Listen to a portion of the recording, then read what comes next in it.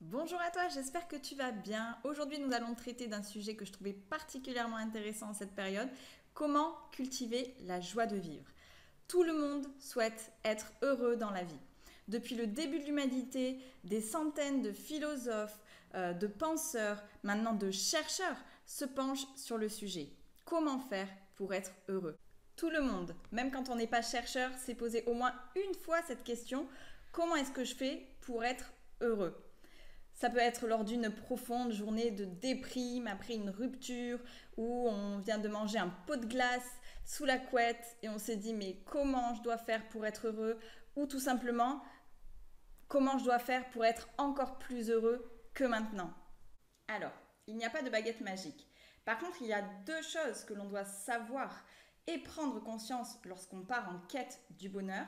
La première, c'est se poser la véritable question, c'est où est mon bonheur? Puisque d'une personne à une autre, le bonheur a des significations totalement différentes. Ensuite, la deuxième chose, c'est avoir conscience que ça se travaille tous les jours. En fait, c'est tous les jours qu'on va partir en quête du bonheur.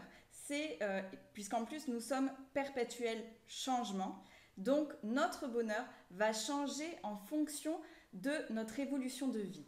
La première chose à faire pour clarifier notre bonheur, c'est d'abord bien se connaître. Ben oui, parce que forcément, il faut tout à fait être au courant de ses valeurs, de ce qui drive nos comportements dans la vie et de nos aspirations pour bien comprendre où se situe notre bonheur et agir en cohérence. La cohérence dans nos actes, dans nos aspirations est indispensable pour atteindre le bonheur. Si par exemple vous avez une valeur familiale très très forte et que par contre vous passez 60 heures de la semaine au travail, là il y a une incohérence et un déséquilibre va arriver d'ici quelques temps. Donc il faut se poser plein de questions précises. Quelles sont mes valeurs? Quelles sont mes idées? Quelles sont mes aspirations? Quels sont mes rêves? Et où est-ce que j'en suis, moi, maintenant, tout de suite, par rapport à cette quête? Est-ce que tu as envie d'être heureux comme tout le monde? Ou est-ce que tu veux avoir un seuil de bonheur extraordinaire, très élevé? Et par quoi ça passe? Donc ça, c'est la première étape, la clarification de votre bonheur. Pour atteindre ce bonheur, il faut également prendre conscience que notre vie actuelle est le résultat de nos choix passés. Donc ça veut dire devenir 100% responsable des choix qui nous ont mis sur cette route-là, sur ce chemin-là, sur cet état actuel. Donc ça c'est très important, c'est bien comprendre que nos choix passés, c'est le résultat actuel.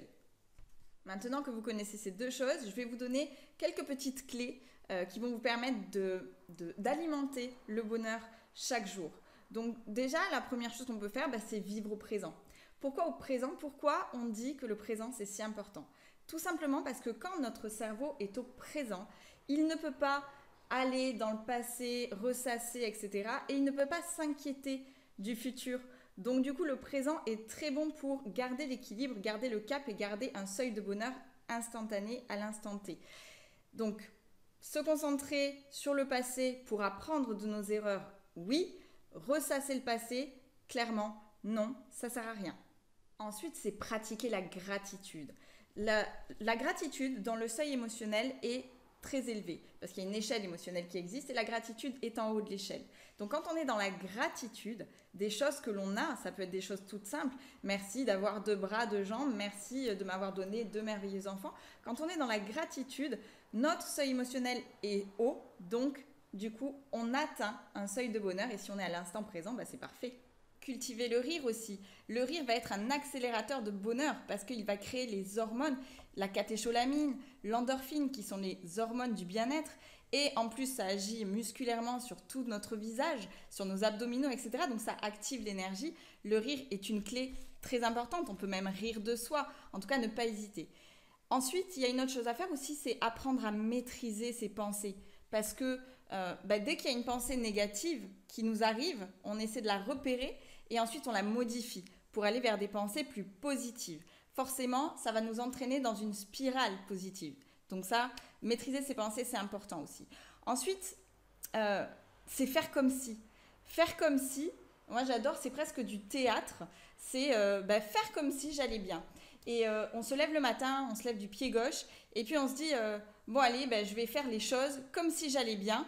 Et ben vous allez voir qu'au bout de quelques minutes en fait, ben on va de mieux en mieux. On fait comme si, et c'est pas cacher ses émotions, cacher ses sentiments, non, non, pas du tout. Les émotions, c'est une clé énorme aussi pour atteindre le bonheur, puisque quand on apprend à gérer ses émotions, quand on apprend à être moins dans la colère, en tout cas à exprimer de la bonne manière les choses, les reconnaître, bah là on est dans la gestion émotionnelle et c'est très important aussi. Donc ce n'est pas cacher ses émotions, on apprend à les gérer, c'est simplement faire comme si pour essayer d'alimenter le bonheur au quotidien. Ensuite, comme je le disais, il y a gérer ses émotions.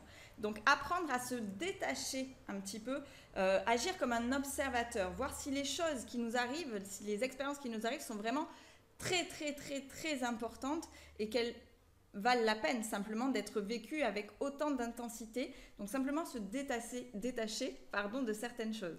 Ensuite, on peut cultiver nos passions. Ça, c'est génial aussi pour le bonheur, c'est s'écouter, c'est apprendre à être. Être, c'est très important pour cultiver le bonheur.